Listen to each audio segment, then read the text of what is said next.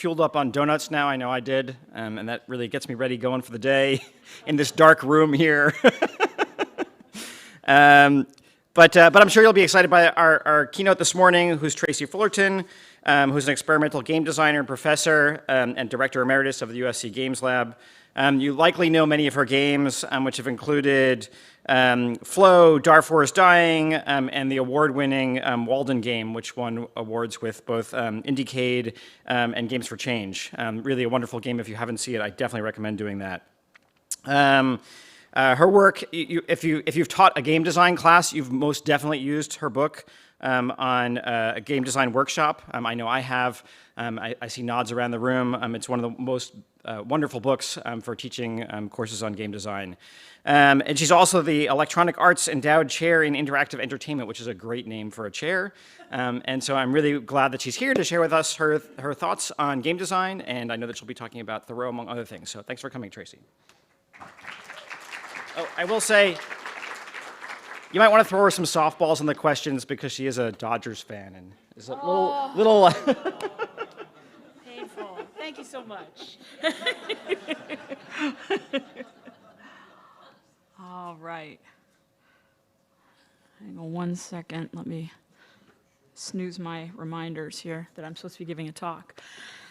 Good morning, everyone. It's such a pleasure to be invited here to speak. And I hope that these thoughts, which are maybe a little bit off the beaten path, may resonate with you, or provide at least an interesting juxtaposition to some of the ideas that have been presented over the last few days. I think they're worth considering as we continue attempting to expand the palette of game design and game-based and participatory learning solutions. So as already been mentioned, I'm an experimental game designer, and I'm actually still director of the Game Innovation Lab at USC. I'm just a director emeritus of the program, all the academic stuff. I don't have to do that anymore. And the Game Innovation Lab was started at USC in 2004 with a mission to push the boundaries of what kind of games that we could think of and create, and the sort of situations that play could be useful to us in our culture. We've made educational games, art games, political games, health games, on any number of platforms, mobile games, VR, etc., alternative reality, over the past 16 years. And as an experimental game designer, much of what I do is to focus on what we call the mechanics, or the activities of play that form the systemic underpinnings of a game experience. And this metaphor of games as systems rooted in these mechanics suffuses our understanding of their design process. And I actually, I'm guilty of it myself, but I sometimes think it perhaps blocks us as players, as designers, as students and educators from understanding the vast potential of playful experiences that are not all encompassed by their mechanics, their activities, their choices, but rather by the constantly shifting internal state of the player in relation to that experience. So in truth, while I use the term mechanics myself when discussing the craft of game design, I have become less and less satisfied with it as a metaphor, because it really is important to realize that equating games to systems and activities to mechanics within those systems is indeed only a metaphor, and it's one that we've often bound ourselves up in and perhaps constrained ourselves in terms of our understanding of the potential of games. So in my own work and in the work of the students that I've mentored, I've tried very hard to break the expectation that all great gameplay involves choice after choice after choice after choice after choice. That mantra comes to us as accepted wisdom from well-known designers and is perhaps not inclusive of some of the most important aspects of life, learning, and play. So instead, I've looked for alternate wisdom about what it means to play, to learn, and to design for such experiences. So let me give you some examples. And I'm going to talk now about Henry David Thoreau and why will make more sense a bit later. So Thoreau was a naturalist, obviously, a writer, a philosopher, and an activist. But one of the lesser known facts about Thoreau is that he was also a teacher. Before all of these other things, Thoreau was a teacher, and his best classroom was the woods. He and his older brother John started an experimental school years before Henry famously went to live at Walden Pond, and one of their core instructional methods was walking in the woods with their students, talking and responding to the environment as they went along.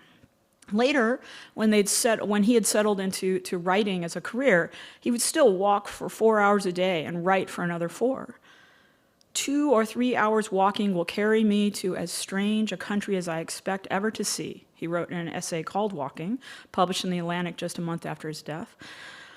And to Thoreau, the countryside of his hometown of Concord was as much of an adventure as exploring the wide world, where there was always an opportunity to see and experience new things. Walking and learning have been deeply connected in history, long before Thoreau, of course. We can think back to Aristotle and the Peripatetic philosophers, which literally translates to one who walks habitually and extensively. The school of thought was named in reference to the colonnades, or the covered walkways, of the Lyceum where they met, and for Aristotle's alleged habit of walking while lecturing. Writers and thinkers, including Rousseau, Kierkegaard, the Wordsworths, John Muir, as well as Thoreau, are all part of a tradition that merges walking with reflective thought, a kind of harmony of external and internal activity that reinforces and accentuates each other. And it's a tradition that I think we can learn from as designers, especially for play and learning and social impact. As the writer Rebecca Solnit says in her wonderful essay of Walking, Wanderlust, the rhythm of walking generates a kind of rhythm of thinking, and the passage through a landscape echoes or stimulates the passage through a series of thoughts. And later she adds, I like walking because it is slow, and I suspect that the mind, like the feet, works at about 3 miles an hour. If this is so, then modern life is moving faster than the speed of thought or thoughtfulness. And the phenomenologist Edmund Husserl described walking as the experience by which we understand our body in relationship to the world. As a dedicated walker myself in both real and virtual worlds, I've begun to think that walking simulators, that genre of play which emphasize walking as a core activity, are a way of understanding our player minds in relationship to virtual worlds. And perhaps they are a beginning point for a potential for games that move at the speed of thought. We're all familiar with, I assume, the idea of slowness as a desired virtue in our modern life. Slow food, slow travel, slow cities, etc. At the core of these movements is the belief that the very pace of our experiences with meals, with travel, with living, with the absorption of ideas through reading slowly, can improve the effect of such experience on our lives individually and collectively. Several years ago, I had the opportunity to see the culinary innovator Alice Waters speak about slow food, and I was struck by the similarities in the way she discussed the values of sustainable eating and my own thoughts about play. She said, we eat the values that come along with our food. By this, she means the values of the food production, distribution, sale, preparation, and consumption, not just its own nutritional values, though these things all contribute that, of course. I can make the same distinction, really, if you think about play. Because for more than a decade, I've been exploring the idea of play that can be slow or reflective in nature. And by this, I mean play that allows for and even depends on an internal and emotional process on the part of the players.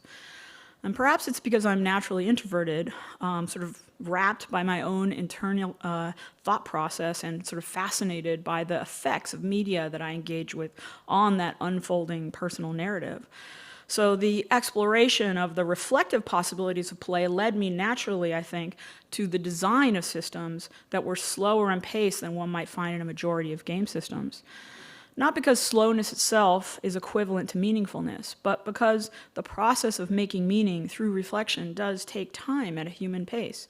It takes cycles of response, interpretation, and unpacking of experience. So reflective play is something I've thought a lot about over my own years as a player, because I felt that many games do their best to avoid the kind of internal process that I so enjoy when I'm engaged with literature or my favorite films. It tends to feel like the pace of play and the focus on constant activity denies me the time and the cognitive space to bring my own thoughts to bear on the experience. I'm always just reacting, sometimes a small breather at the end of a level, and then back to the breach of activity. No time to sort or synthesize what is happening. And as an aside, education can sometimes feel this way too with its overstructured systems. And these thoughts about the speed of thought as related to our movement through space and play, and the potential for slowness and reflective play, brings me to the project that I've spent more than a decade working on, WALDEN, a game. So in short, this is a game in which you play as the naturalist philosopher Henry David Thoreau over the course of his first year in Walden Woods, living a simple, self-reliant life in nature and seeking inspiration in the simulation of both the natural environment and the social and cultural times that were the context of Thoreau's experiment. So for those who aren't familiar, I have a brief trailer to give you some idea of the game.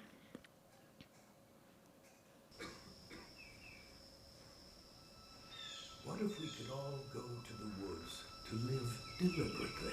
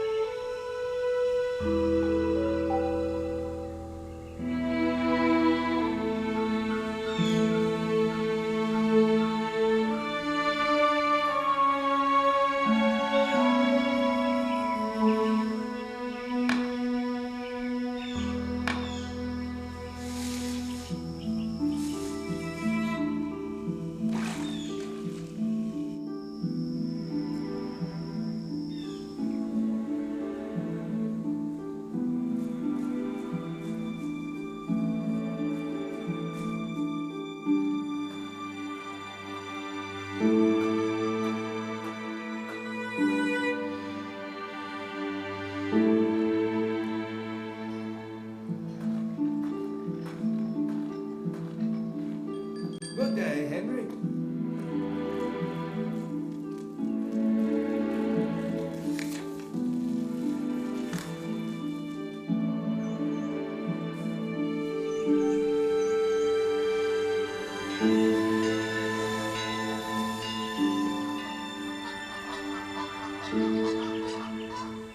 Play as Henry David Thoreau in Walden, a game. So, making a game about a famous philosopher hermit is a bit crazy, I know. And especially a curmudgeonly old white man whose writings many students today write off as hypocritical and out of touch. Well, that's so interesting to me, since Thoreau's ideas about life and how to live it are so shockingly pertinent to us and the times we live in. But many students who are forced to read his writing never feel that sense of pertinence, are not able to discern a connection between a writer who went out to the woods to escape a world where new technologies were changing the pace of life and the connections that people had to each other and the rest of the world, where political tensions were escalating toward a crisis point, where social injustice and slavery defined the lives of women and people of color, where the natural environment was being stripped of its resources and ever-encroaching effects of mankind on the rapidly disappearing wilderness. Yes, it's really hard to see how Thoreau's times and concerns could be pertinent to students today. There's actually a pretty on-topic scene in one of my favorite books, Donna Tartt's A Goldfinch, in which the main character, Theo, is in a high school class that is reading Thoreau. And the students typically find fault with Thoreau's philosophy. Yeah, right, says one of the students in the scene. Some kind of world it would be if everybody dropped out and moped around in the woods. Thoreau's ideas and language and his sort of severity of his criticism invites this kind of response, even as he actually can be witty and funny once you get past his brittle exterior. But in truth, Thoreau's writings are not easy to read. Literally. His handwriting was atrocious. And his language is often dense and his dry puns difficult to parse. And students often the first thing they hear is that he went home to dinner and his mother did his laundry, and they immediately call him a hypocrite. But it's important to understand that Thoreau was not a survivalist. He was a philosopher, and the idea of his experiment was not simply to survive in the woods of Walden, but to take a step back from society, from the confusing, fast-paced, tension-filled, changing times he lived in, and wonder about life, balance, and his own relationship to nature, society, and the essential quality of his own time on Earth. And so he set himself a kind of game with rules that he lays for himself in a rich, immersive environment, Walden Pond, at which he would play out his experiment in living. Not alone, not entirely cut off from the demands of his time, but just off the horizon, so to speak, a place to get a vantage on life and how to live it. When I wrote the following pages, or rather the bulk of them, I lived alone in the woods, a mile from any neighbor, in a house which I had built myself, on the shore of Walden Pond in Concord, Massachusetts, and earned my living by the labor of my hands only. So Walden, a game, is, among other things, a walking simulator. And that is meant to suggest that the heart of its design is an attempt to communicate something about walking and being in a space, about revealing the layers of that space by passing through it. In the case of Walden, by passing through it day by day, season by season, at a human pace, with the sometimes uncomfortable truth that human heads bob up and down when we walk or run, that we are not acting as an anonymous virtual camera, but rather a sojourner who is treading the same paths with different purposes over the course of a virtual life in these virtual woods. The head bob effect, by the way, can be off-putting to some types of game players, especially hardcore players, but it was important to me to call attention to the walking, to the being who is walking, to the rough surface of the terrain, and to the effort that is signified by this traversal over time. For me, the embodied feel of a sedate, measured pace, combined with the familiar uncertainty of the gentle bob and roll that we all experience as we walk through the world, creates a kind of rhythm of thinking, like Solnit describes in her discussion of real-world walking.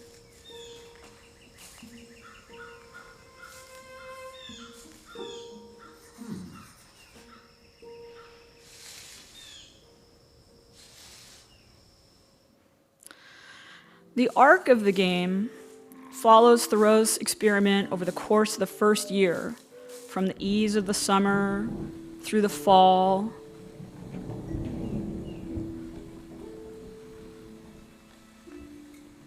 into the difficult months of winter, when players may find it a real challenge to survive in the woods.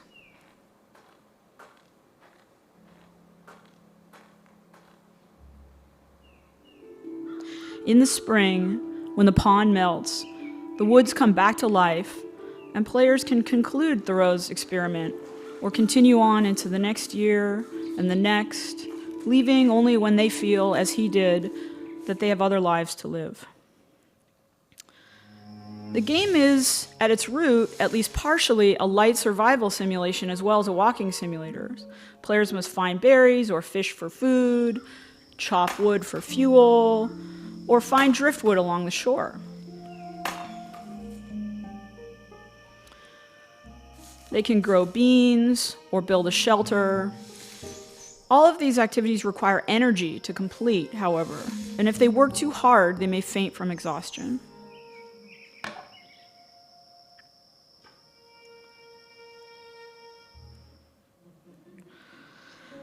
Thoreau went down to the woods not just to survive, though, but to search for inspiration and the sublime. And so even in the hardest months of our game year, the depths of winter, there are fragile beauties to be found, like an exhilarating morning skate on a frozen pond. And as players explore the woods, they will find fragments of Thoreau's story there to spur their own imagination. When I was 4 years old, as I well remember, I was brought from Boston to this my native town, through these very woods in this field, to the pond. It is one of the oldest scenes stamped on my memory, and now tonight my flute has waked the echoes over that very water. Thoreau called what he was doing an experiment in living, but from a game designer's point of view, to me it really feels like a game that he was playing. The rules were survive on as little as possible, learn ways to optimize your time spent on survival, and invest that time into discovering the secrets of nature. Maintain as high a connection to nature as possible without failing at survival. The natural resistance in the system is twofold. First, time itself is limited. And second, even if you cut yourself off from society physically, your relationships will make demands on you whether you like it or not. In Thoreau's case, he did not divorce himself from society so much as set himself apart from it. So those demands actually took more time than we might imagine for a hermit living out in the woods. Thoreau did not want to maintain health and strength so that he could go off to battle, as we might imagine if we are used to playing the heroes and heroines of other video games. Instead, the challenge he set for himself was to battle time. He wanted to optimize his survival needs in such a way as to give himself more time to spend exploring the woods, interacting with nature at all levels, and gaining inspiration from those interactions. He used this inspiration to write pages and pages upon notes in his journal, ideas about what he saw and thought each day, and how his life in nature differed from the lives of his fellow men. The reward for Thoreau was not better clothes or a nicer home or even better tools. His reward was a wealth of ideas and experience. So this is where, in the design of Walden, a game, we had to diverge completely from a standard survival game or the expectations of a sort of standard genre of play. Once you figured out how to maintain yourselves in the woods, the idea now is not to level up your house and your tools or to build yourself up as a warrior survivor, but rather to build yourself up as a lover of nature and the world. In fact, if you fall into the trap of working too much on your survival, which we absolutely allow you to do in the game, you will find that your life in the woods grows dim and uninteresting. The possibility space of the woods will literally close down visually, orally, and in terms of the interactive opportunities. And as I've already alluded to, I did not want to create an experience that was focused just on the basic mechanics of living or the activities of survival. So in thinking about how to balance the basic tension of life with a more reflective set of possibilities, we set out to create several more subtle, almost but not quite passive sets of mechanics, I have to call them, that will balance against those more common activities and then involve seeking inspiration in the woods. These mechanics add inspiration when you are interacting with animals, when you find special texts that inspired Thoreau and the Transcendentalists, or when you attend to sounds in the distance or places of solitude. Players tend to discover these mechanics very slowly, and the fact that they are not easily min-maxed like traditional mechanics give them a kind of elusive feel, as inspiration should have. Many players don't realize that these opportunities are part of the underlying system right away, because they've been trained by virtually all other games that there is only one true path in life, one core set of motivations, and games that mirror that set of beliefs exactly, that more is better. More food, more fuel, better shelter, better clothes. All of these make for a better life, and the value of riches and success are unquestioned in players' minds because most games, even educational games, reward that assumption. And that is not the world as Thoreau understood it. I want to show you an example of a player coming upon what we call a solitude cairn in the woods, like the one in the upper left. If we were to find this in the woods of Walden and just run on by, as we would in perhaps a typical first-person experience, we would not gain much or anything from the situation. It'd just be scenery. However, if we pause a moment, just take our time as we might if we discovered such an object on a walk in a real forest when coming upon something interesting, then we might begin to appreciate this area for its own merits in the game.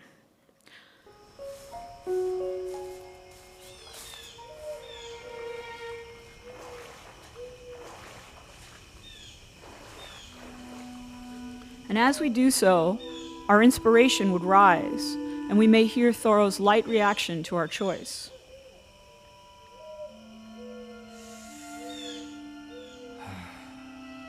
A simple breath, a reminder of the spirit we were role-playing.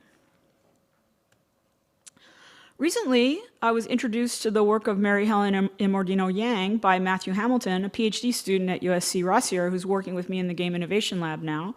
And I was particularly struck by the relationship Matthew drew between Yang's work on the importance of the brain toggling between the default mode of thought, where our minds wander and daydream, and the executive mode, where we are attendant to goal-directed tasks. The ability to toggle is critical to neural and psychological health and is so connected to the ability to engage in social emotional learning. Matthew, when he first came onto the Walden team this summer, immediately drew a connection between this toggling between brain functions and the core design of Walden, where we ask players to balance their experience between the goal-based tasks of maintaining their basic needs and the more internal, reflective experience I'm talking about now. So I want to give a shout out to this connection, as I think it's a valuable one, and one that speaks to the underlying goals of this unusual game design. Now, because we wanted players in Walden to experience this daily balancing act that we all do between tasks and reflection, we needed a motivation system that would subtly lead players away from the standard game goals and reward them for engaging equally with the mundane and the sublime aspects of life. To make a game about a unique philosopher exploring the outcomes of an experiment and living under his own special rule set, a traditional motivation and reward system would not suffice. We had to refer to mechanics like wealth acquisition, resource management, item collection, leveling up, and the like, allowing players to earn money with odd jobs, farming, or selling your manuscripts, for example, and then using that money to buy better tools like fancy fishing rods or more food storage, or even leveling up your shelter with a nice iron cook stove. But these gestures to traditional game motivation structures and really to traditional life goals are a trap in Walden. They don't lead to the ultimate prize of the game, as Thoreau would have it, which is a life well lived.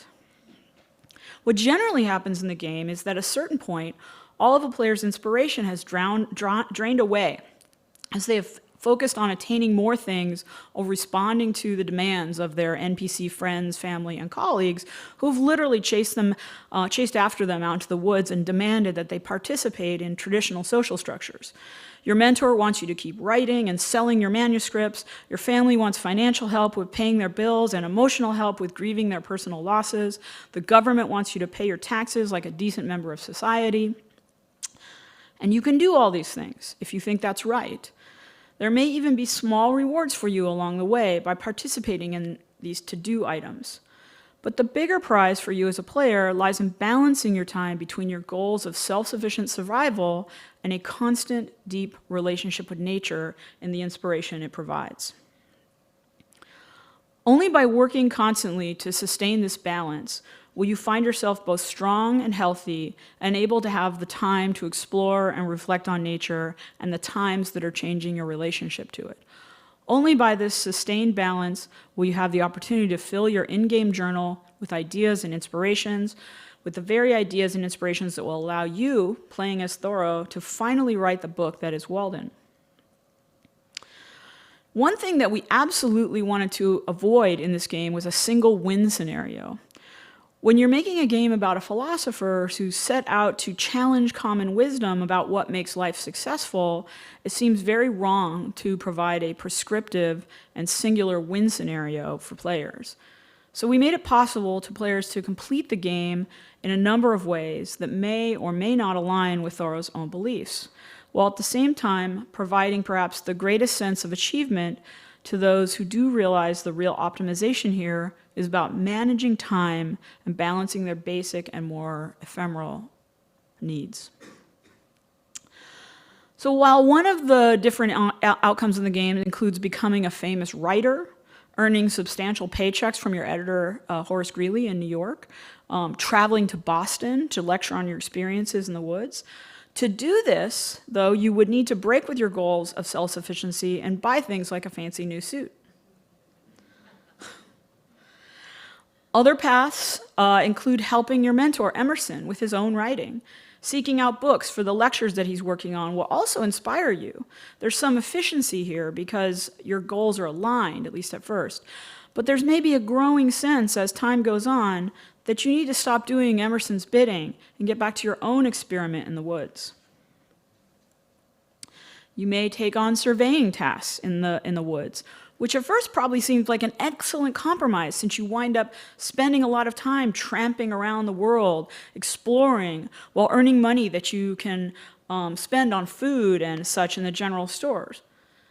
But surveying is a tool of commercial development, and as you participate in breaking the woods that you love so much into small parcels, you may find that you have become a servant to the needs of an expanding society and are no longer living by your own principles. Following Thoreau's passion as an amateur naturalist, you may also spend your time capturing specimens of the wild animals you find in the woods to contribute to the annals of science. This can earn you a bit of money and some obscure credits in scientific publications. Again, though, there is a question, no judgment there. There's a question of whether you are following the true prize, taking financial reward from nature rather than inspiration. And these are just a few of the possible paths that you may follow over the course of this game. The open world design of Walden contains within it an extremely broad possibility space for players to explore this basic question about how best we, or Thoreau in this case, can spend our time. If we choose to focus purely on survival, we will never achieve the larger goal of living an inspired life. If we choose to focus purely on inspiration, we will lose strength and faint away. If we take our direction from the various requests that others place on us, we may find some of what we are looking for, but not all.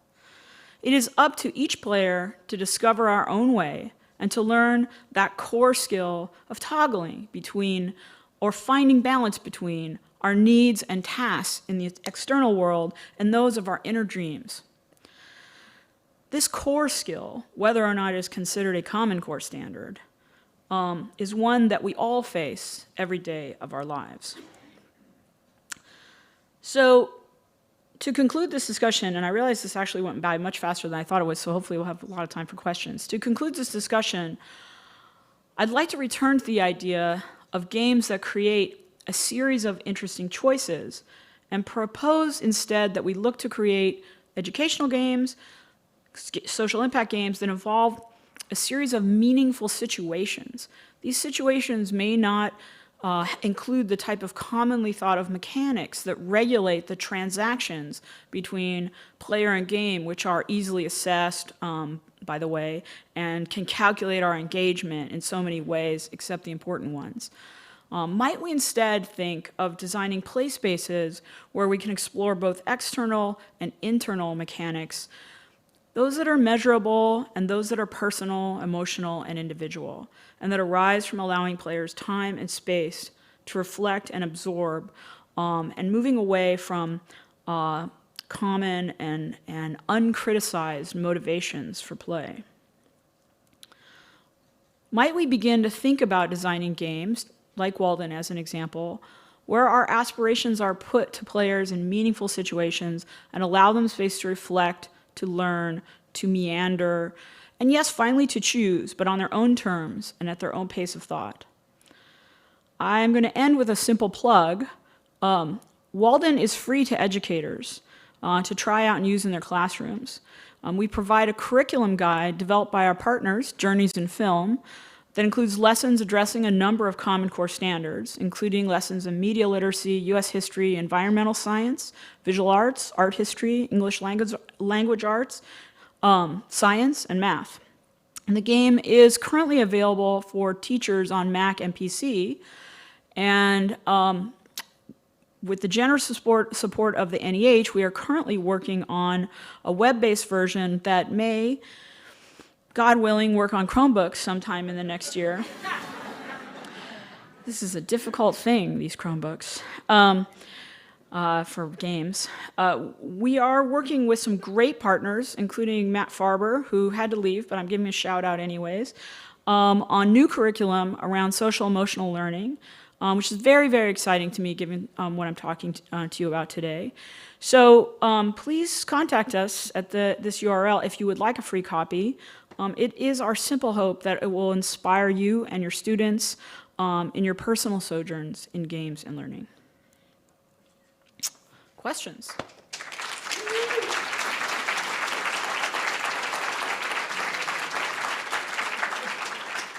I see question. I don't know if we have like do it. Yes, we do. Here comes Raven. Yes. Thank you so much. That's wonderful, and I've actually spent a lot of time at Walden, so it was really neat to see that and inspirational. My question is that writing was such a huge part of Thoreau's life, and I wondered if you thought about including it, and I can imagine it as part of like extra energy that you gain by reflecting with in writing. It's such a good question. So we did consider it quite a bit. In the end, for the commercial version of the game, which is what we have now, we didn't include it as a feature because we knew we were going to consoles, and it's just impossible on consoles. But for the educational version, what we're planning to do is that journal that I mentioned, which is it's basically creating your own procedural version of Walden as you go along through the game. We're going to make it printable with one side is all the ideas and quotes that you've collected through the game, but the other side will be open for people to do their own thinking and writing after the fact, right? To reflect on their experience after the fact. It's not the same thing as writing in the game, but I think in one way it's actually better because you'll be prompted by the quotes that you saw and heard, and then you'll have your own space to write, and maybe, hopefully, it will prompt you to start your own journal. Yeah, that would be the best outcome, right? If players were prompted to begin their own journaling process. Yeah, I saw other hands. Oh yes. I had the microphone. Then you're it. Yes, I'm it. I'm curious about time in the game, like if there's a mechanic of like a day-night Yes. cycle, and how you negotiated time with slow play. So, yes, there is time. And let me tell you, in the beginning, so this was a very long project, and I had this wild idea that it was going to take place in real time, that you were going to play this game for a year. A little bit every day, but you were going to play this game for you. We tested, it was a ridiculous idea. It was just me being silly. In the end, all of our questions when we were developing this game, we actually would always go back to the text. This process started with us doing a reading group. I bought everyone in the group copy of Walden, nice hardback copy, and then we marked them all up with our favorite quotes and everything.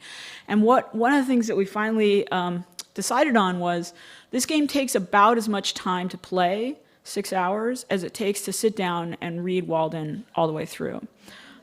So that was sort of my compromise, not making it a full year, but concatenating it in a similar way to the way that Thoreau decided to.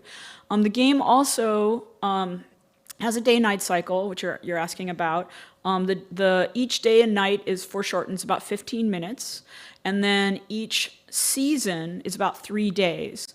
And there are 8 seasons in the game because Thoreau actually felt that 4 seasons was not a granular enough expression of the changes that New England went through over the course of a year. So we have 8 seasons to recognize that, and 3 seasons per day. So there are 24 days of 15 minutes each, which is about 6 hours. Now, after each night, we actually open your journal and allow you to sort of review it, and you have time, as much time as you like to review before you go on to the next day. So you can stop there, or you can people sometimes want to sit and reread their whole journal, and sometimes people just want to go on to the next day. It depends on the player type. But time was really important to us, Oh, I think we have some questions down here.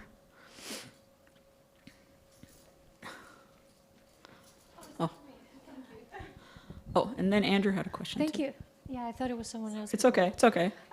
What age group do you target? And if the game has been used in classrooms, have you already done any research and gather feedback from the students, from the players? So we tried very hard to make this game appealing from anywhere from kind of later middle school to adults. And we do get a lot of interest from people beyond school age who have never been interested in games, and this game makes them sort of curious And so, I mean, I have taught so many older people how to play first-person games. It's actually kind of amazing because it's a whole skill in itself. But they're very curious, and because the game has no tension, it actually makes it a great entry point for people who haven't done first-person before. There's a lot of reading in the game. You, of course, don't have to do it. There's a lot of text and a lot of reading, so that's why I say it's like, it's mostly either late middle school or high school. We get about 50% of the classrooms that we're in. We're in about 700 classrooms across the nation right now, just with the commercial version.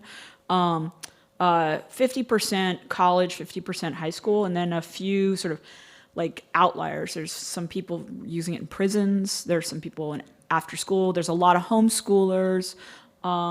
You know, there's outliers, but really it's about 50-50 university and high school.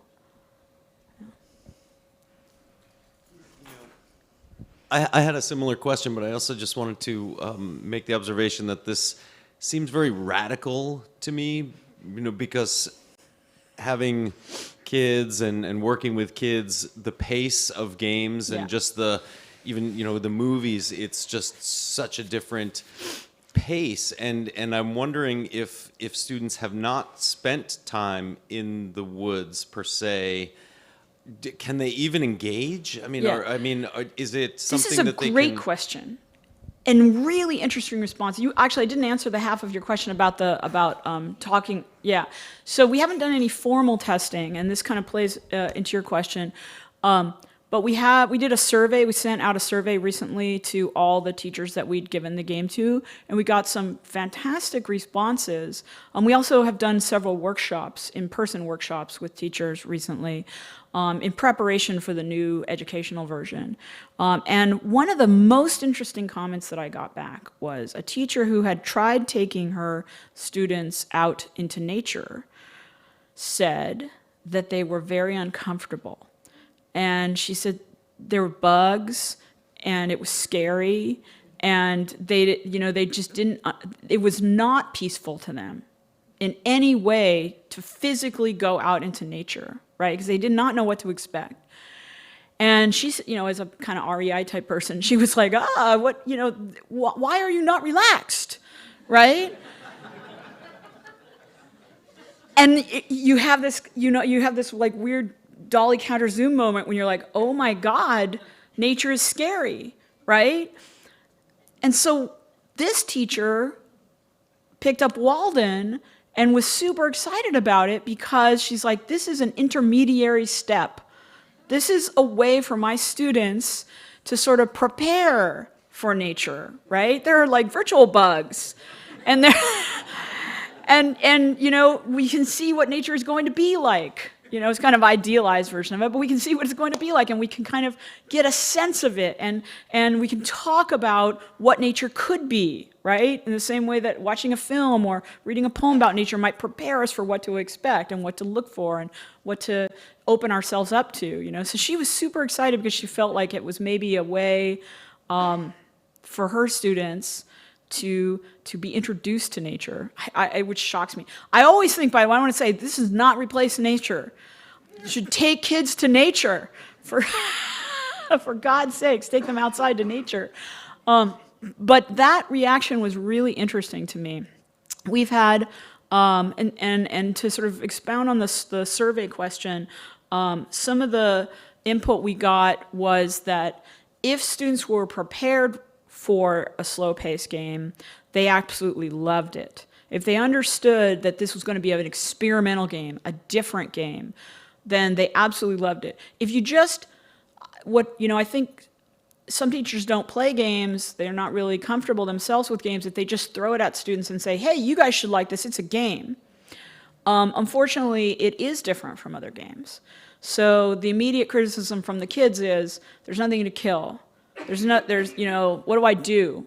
You know, and so you have to really prep them that this is going to be different, that it's up to them to bring something to it. And so yeah, it's all in the prep, I think, in that case. More questions? Who's got the mic? Raven's got the mic.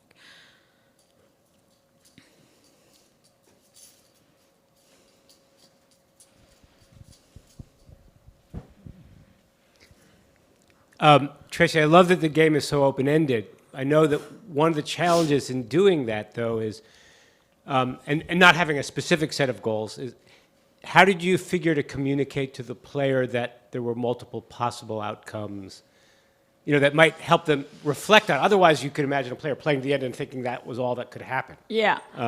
Well, there's the to-do list, and that is that's the way that players can structure their own path. Because as you go through the game and say, you talk to Emerson and he says, hey, I've lost this copy of, Confucius. Can you find, I think it was down by the woods. Can you go find it for me? Then that goes on your to-do list. And if Horace Greeley says to you, oh, hey, I don't have that payment for that last article you sent me, but look, and if you send me some more, I'm sure to get all the payments, together at once. Then that goes on your to-do list. And, if you're doing a survey, that goes on your to-do. Everything goes on your to-do list, right? And so that becomes the structure of the basic choices of the game.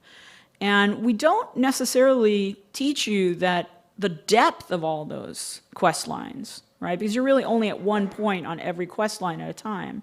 And if you never follow your sister Sophia's letters and hunt through the woods, you will never find out about sort of the tragedies of the Thoreau family. And if you never follow the surveying line, you will never be faced with that question of, wow, should I really be doing this? So you don't know what the ultimate possibility list is, but you're going to know what the basic possibilities are, because that to-do list is going to fill up, just like our own. Right. It is very hard, though, in an open world that doesn't involve kind of a leveling up structure as its core to communicate that. And that's why we finally did go to the to-do list. Yeah. Hello. So you talked a bit about... Sorry, I couldn't find you. Yeah. You talked a bit about the win condition in the game and how it's a bit open-ended. I'm curious about the flip side of that, like how you envision a player should lose if they do fail to meet their objectives, if they don't eat. So what kind of consideration did you put into failure in the game? Yeah, so we didn't want you to die. The conceit is that you're close enough to home that you're not going to die in those woods. But if you don't take care of yourself, if you just say sit on a pumpkin and wait for inspiration and don't eat or get a nice shelter, keep warm, then as I showed in that video, that you kind of everything kind of closes in. It actually that's an early video. In the final version, it kind of your heart starts pumping and then you pass out. And you hear the voice of one of your friends. It's like a random friend who finds you and says, Henry, are you okay? And the conceit is that they drag you to a fire where your energy is replenished, but you lose all of your inspiration. So when you wake up from a faint, you have no inspiration, but you are alive. One of the most interesting states that you can get into is if you don't pay your taxes and you happen to go to town on a certain point and you do a certain thing, which I won't give away, you will be thrown in jail. And you can go to jail. And in jail, you can't really walk a lot, so you can't pass out. You can't overexert yourself. So you can get very hungry and cold, but there's a copy of Civil Disobedience or a portion of Civil Disobedience there, and that will inspire you. So you can actually stay in jail, inspired, cold, hungry, and just on the edge of life, but inspired as long as you like. You can the seasons will pass outside the jail window, and you can do a hunger strike essentially in prison, which was like one of my favorite things because of course he only stayed there one night, right? But you can choose to stay. Yeah. I would love to see someone like perform that on YouTube or something like that. Challenge accepted. Exactly. Hi, Tracy. Thank you for your talk. I was wondering if you came across any issues with the relatability of the character being a white man for a person like me who's brown and female. Yeah, I mean, I do get asked, can you change the hands, right? And there's two answers to that. One is we're like a poor, we're like totally indie, right? So at one point we thought about being able to change the gender and the color of the skin, and we were like, we really wanted to do that. But the truth is we just didn't have the resources to do it well. So we just decided, you are playing as Thoreau. He's a white man. And so those are his hands, like, we're just gonna deal with it. We had to kind of give up on that. One of the things I did insist on is there's throughout the town of Concord, and even actually in the woods if you look for it, there's an African-American workman who's out in the woods. There's reference to Zilpha, who was, he has a whole chapter on like former inhabitants, right? And her house was burnt down. And so I wanted to sort of, or Cato Ingraham, who was a former slave. So those pieces are seeded. And then in the town, there's reference to the abolitionist movement and the sort of this tensions, the escalating tensions around slavery and the coming Civil War. And also, Thoreau never mentions this, but he was raised by strong women. And so we included his sister, Sophia, who was actually equally knowledgeable about the woods. They had this little competition going. Eventually, he would leave his writings when he died, and she's the one who put together many of the books, the sort of after Walden, the books that we know of as his books, his writings, and curated them. So Sophia is actually a major character in this game, as well as Margaret Fuller is in the game. So I wanted to have other voices, and that was important to me. I mean, the book itself is very narrow, in terms of it doesn't even include names of people who were important to him, who influenced him during that time. He never once mentions Ralph Waldo Emerson. So it's interesting, right? Because he doesn't name these things. But I wanted to try and seed the world with some of these references so they could be discussion points. There's more. I think there's some questions way back here too. Yeah. I want to make sure that we. And I also want to be mindful of time because you started to talk about this a little bit with the virtual nature issue, but the one thing that just really struck me when you were showing the clips was the thing that you're simulating is such a physical thing, and here we are looking at it with only our visual engaged and not our bodies. Yeah. And I wonder if you could talk about your thinking about that. Yeah, and a lot of times, this is actually one of the questions I get the most. You phrased it in a very nice way. A lot of people say to me, don't you think it's ironic that you made a game about living in nature? And I say, absolutely. It is 100% ironic that I've done this because, media is like that. In fact, if I made a film about going to nature, it would be equally ironic. And you know what? If I wrote a book about going into nature, that might be ironic too. So yeah, it is, and that's why I stress so heavily that this is not a replacement. It is not meant to be a replacement. It is meant to give us a way to play this particular experiment, but it is in no way meant to divorce us. In fact, I hope that an impulse might be to stop playing and go out and take a walk, right? I hope that the game might inspire someone to actually go out into nature, not necessarily to live there, but to engage with it, right? A lot of people have also said to me, why don't you put this in virtual reality? And we actually made some tests of that, and if anyone wanted to fund it, we'd be willing to actually give it a real try. We made a half-hearted try on it. But one of the things that I found really disturbing was that the virtual reality did make me feel like I was in nature, right? A little bit too much. Like I really felt like I was that it was substituting in some way, right? That the screen-based version has that abstraction to it. So I know that it's not nature. I'm not fully convinced that's okay. I am experiencing a mediated version of a subject, just like with any other form of media. So it's funny. Yeah, it's a funny question. It's an important topic. In the end, I decided that that it's equally ironic and that I'm okay with that. I think we have some over on this side of the room too.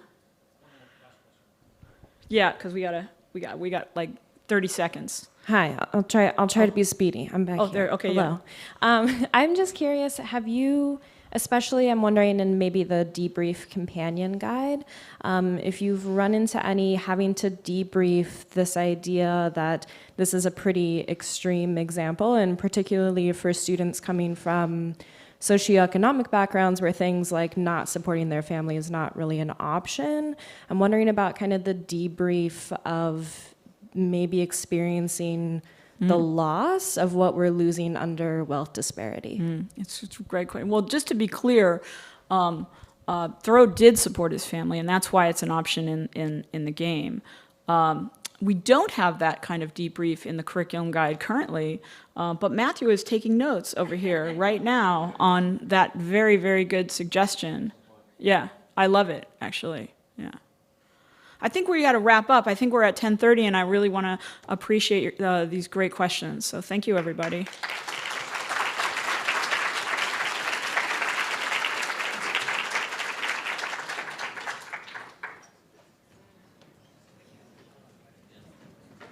All right. Thanks. Yeah. Just a couple of quick announcements. Food, as you saw on your way in, is on this level. It will be continue to be on this level for breaks right now. The other thing is, maybe it's going to get up here quickly, there's surveys to fill out, and there's a reward for filling out surveys. If you fill out surveys, there's a book drawing at the end of the day. So please fill out the surveys, give us feedback. We still are wearing our listener badges, so please, if there's feedback that you have for us, please find us today and give us that feedback. Thanks. Thanks, that was great. Cool. I love the way your presentation integrates so much of the actual gameplay. Yeah, and video. yeah. It's really wonderful. Yeah, I really, I know that people don't necessarily have time to play things, so it's that even if they don't try it, it gives them a good sense of it, right? Yeah, it was really